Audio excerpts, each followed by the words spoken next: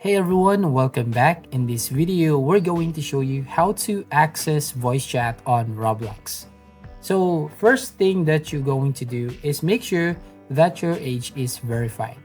So to do that, you just need to go to the gear icon right here at the top right and then click on these settings. Now here on your settings under your account info and your personal details, here you will find that my age is verified.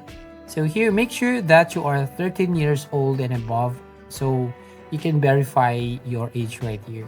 So once your age is verified, you can now go to privacy and scroll down. You'll find these settings, microphone and camera input.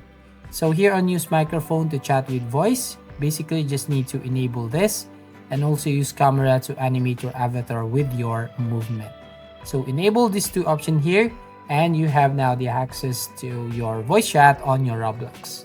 So that's all. Thank you for watching. Please like and subscribe to this channel and don't forget to ring the bell icon to notify you on the next video.